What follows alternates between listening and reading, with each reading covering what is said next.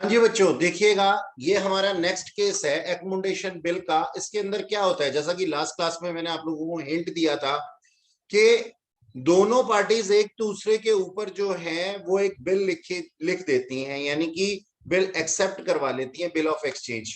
तो देखिए हुआ क्या, यहाँ पे इस केस का नाम क्या है, accommodation bill written on each other, यानी कि एक दूसरे के ऊपर। अब मिस्टर पी और मिस्टर क्यू दो पर्सन थे। मिस्टर पी ने मिस्टर क्यू के ऊपर और मिस्टर क्यू ने मिस्टर पी के ऊपर एक बिल लिख दिया, यानी कि बिल ड्रॉ कर दिया।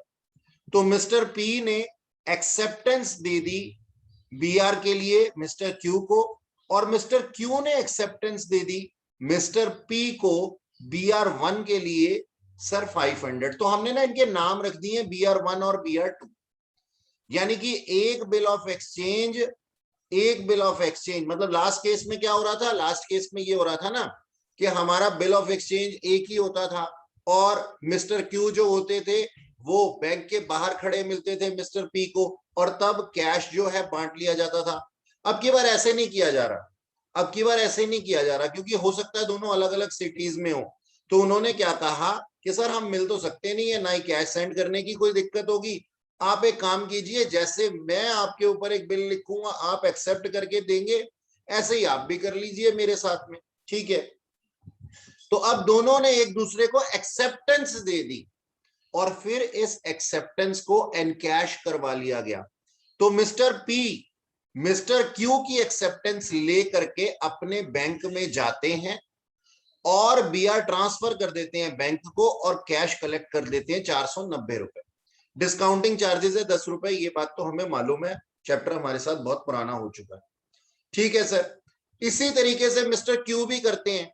उन्होंने जो मिस्टर पी से एक्सेप्टेंस ली हुई है BR2 के ऊपर, उसको एनकैश करा लेते हैं अपने बैंक में जाकर के, और वहां से भी 490 रुपए उनको रिसीव होते हैं, डिस्काउंटिंग चार्जेस 10 रुपए काट करके। ये क्वेश्चन के अंदर दिया हुआ होगा, हो सकता है दोनों के डिस्काउंटिंग चार्जेस अलग अलग हों।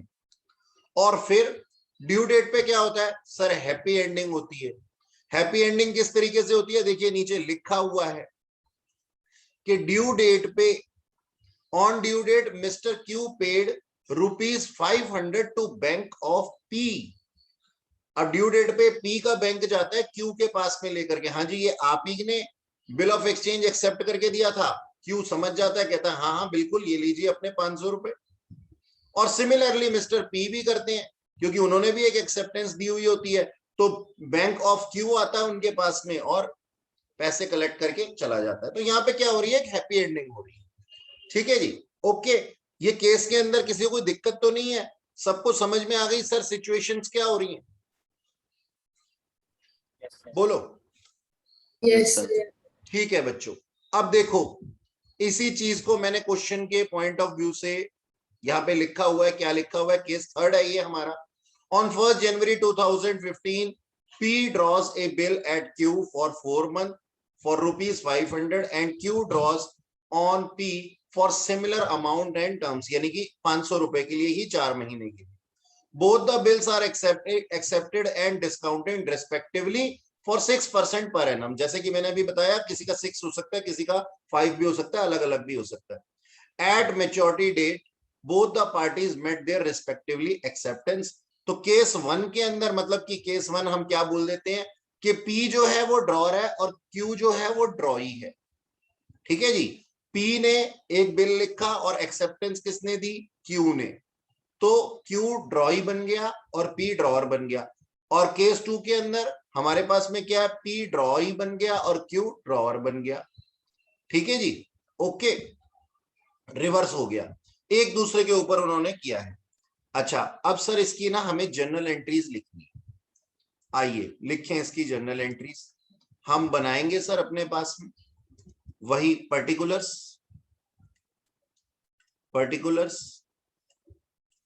बुक्स ऑफ एक्स और sir books of Y. Done. तो यहां पे सेल परचेज तो था नहीं। सबसे पहला इवेंट क्या है, सबसे पहला इवेंट है सर हमारे पास में BR का, ठीक है।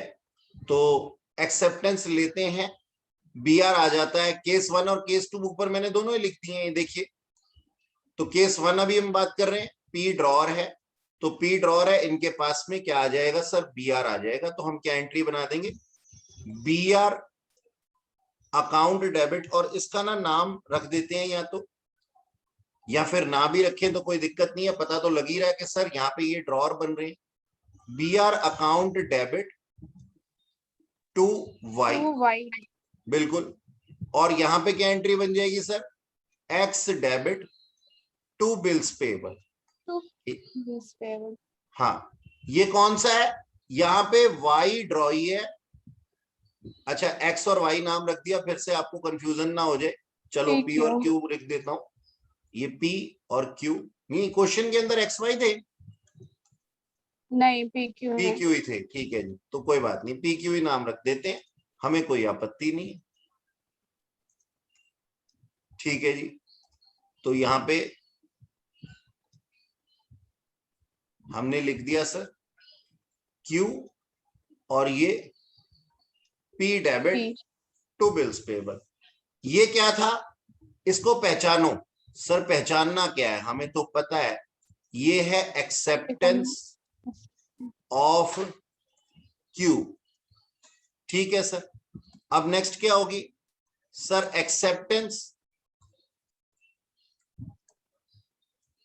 Of P. तो अब क्यू बन गया drawer, sir B R account debit to P, और यहां पे क्या लिख दूं, बोलो बोलो, Q account debit Q debit to bills payable, बिल्कुल सही। और देखो अमाउंट सेम थे, 500 इस तरीके से हम सिमिलर अमाउंट यहां पे लिख सकते हैं।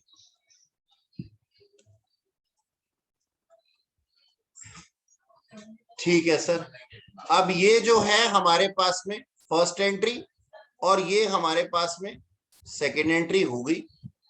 अब क्या होगा, अब सर बिल्स को है ना डिस्काउंट करवाया जाएगा। चलो जी आ जाओ, डिस्काउंट करवा लेते हैं। डिस्काउंटिंग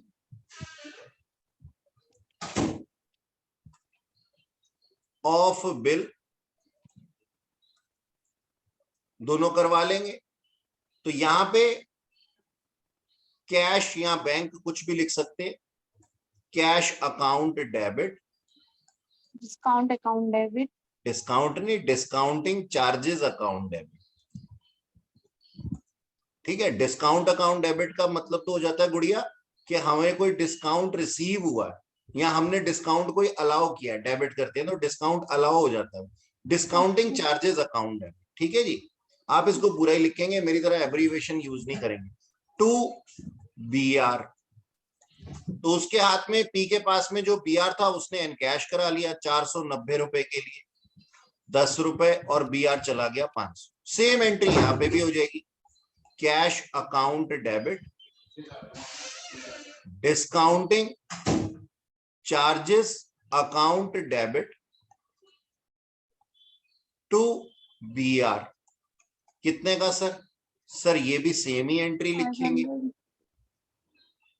490, 10 और 500, simple.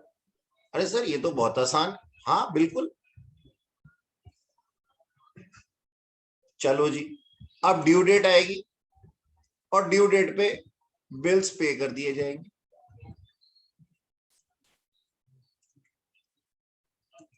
Payment against bills payable, ठीक है ना जी। अब ये पेमेंट कर देंगे, बोलो पेमेंट कर देनी चाहिए, जल्दी से बताओ,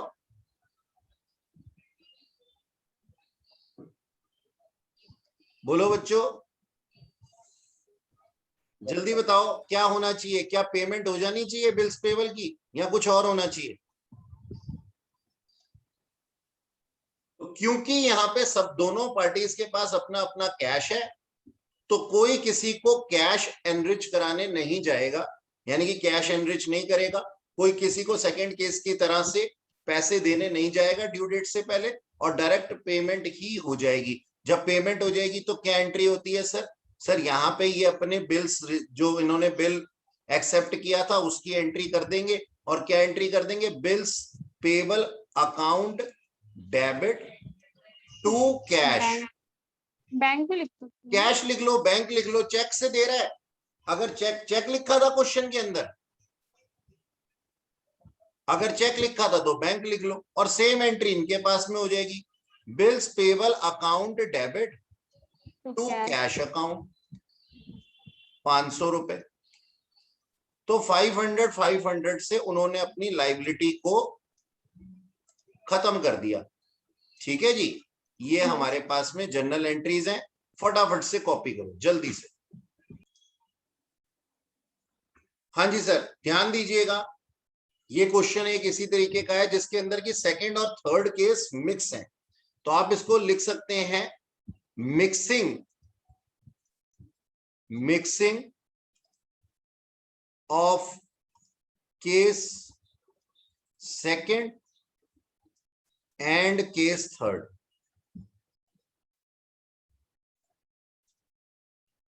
ठीक है, ज्वाइंट कर दिया मैंने इन दोनों केसेस को। देखिएगा क्या लिखा हुआ है इसके अंदर।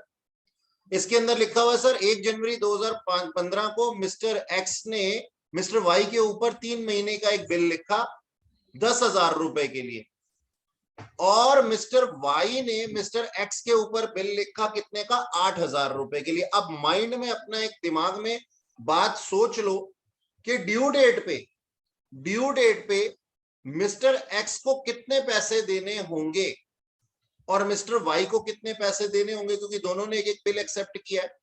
तो सर मिस्टर वाई को देने होंगे 10,000 रुपए और मिस्टर एक्स को ड्यू डेट पे देने होंगे 8,000 रुपए। ठीक है सर, आगे लिखा हुआ both the parties are accepted and discounted respectively at 6% per annum. दोनों अपने अपने बैंक में गए और जाकर के एनकैशमेंट करवा ली। अब यहां पे बोला गया before due date mister X provide required cash to mister Y and on maturity both the parties met their respectively acceptance. तो हम लोग क्या कहते हैं? हम लोग ये कहते हैं कि जिसके पास में पैसा, जिसकी लाइबिलिटी ज्यादा थी, दूसरे पर्सन ने, वाई की लाइबिलिटी ज्यादा थी, तो मिस्टर एक्स ने क्या किया, क्योंकि फॉर द टाइम बीइंग 3 महीने के लिए मिस्टर एक्स को एक्स्ट्रा अमाउंट मिले थे ना, तो ड्यू डेट से पहले उन्होंने 2,000 रुपए, रिक्वायर्ड अमाउंट लिखा हुआ है, रिक्वायर्ड कैश कितना होगा सर? 2,000 रुपए का। ठीक है जी, क्योंकि मिस्टर वाई को 10,000 रुपए पे करने हैं, लेकिन उनको बीआर कितने का रिसीव हुआ है? सिर्फ 8,000 का ही रिसीव हुआ है। तो सर 2,000 रुपए अभी भी मिस्टर एक्स को देने पड़ेंगे। किसको? Mister Y. ठीक है जी, तो यहां पे ये जर्नल एंट्रीज लिखी हुई हैं, ध्यान दीजिएगा जरा। सबसे पहली journal entry acceptance of Q और एक्सेप्टेंस, सॉरी ये क्यू नहीं है, ये एक्स एंड वाई है। ठीक है जी, एक्सेप्टेंस ऑफ वाई और एक्सेप्टेंस ऑफ एक्स। ठीक है जी, ये लिखा हुआ है, तो वो सेम एंट्री है हमारे पास में। यहां पे ना पी क्यू लिखा हुआ है पिछले क्वेश्चन का, तो इसको हम चेंज कर देते हैं, B R debit to Y, इधर भी चेंज कर देंगे, B R account debit to Y और X debit to bills payable. और यहां पे क्या हो जाएगा सर? यहां पे एक्सेप्टेंस मिली है एक्स की, तो B R debit to X और Y debit to bills payable 8,000 रुपए से। इसके बाद में उन्होंने अपना बिल डिस्काउंट करा लिए दोनों ने। मिस्टर एक्स के पास में 10,000 रुपए का बीआर था, तो उन्होंने उसको एनकैश करा लिया। डिस्काउंटिंग चार्जेस कितने लगे सर? 150 रुपए लगे। कौन बियर करेगा? मिस्टर एक्स ही बियर करेंगे। इसी तरीके से मिस्टर वाई ने एनकैश करा लिया, 120 रुपए, उनके भी डिस्काउंटिंग चार्जेस लगे, अब ये भी वही बियर करेंगे। अब आप देख सकते हैं कि मिस्टर एक्स के हाथ में, आप ये नहीं कहिएगा कि मिस्टर वाई के हाथ में 7880 है, ना ना। अब इस टाइम पे मिस्टर वाई के हाथ में आप मान लीजिए अगर ड्यू डेट आ जाती है तो 8,000 रुपए एडजस्टेड है और वहां पे उनके पास में 10,000 रुपए। तो अब क्या करेंगे, मिस्टर एक्स कहते हैं मिस्टर वाई को कि भैया आपने मेरी हेल्प की, धन्यवाद। अब 8,000 रुपए का बीआर तो मैं आपको दे ही चुका था अपनी एक्सेप्टेंस के वे में, और आप 2,000 मुझसे और ले लीजिए। तो मिस्टर एक्स मिस्टर वाई को 2,000 रुपए और दे देते हैं। क्या एंट्री हो जाती है, वाई डेबिट टू कैश, और यहाँ पे ये क्या एंट्री बना लेते हैं, इनके पास कैश आ गया, कैश डेबिट टू एक्स। और फिर ड्यू डेट पे दोनों अपनी अपनी जो लाइबिलिटीज है उसको पे कर देते हैं।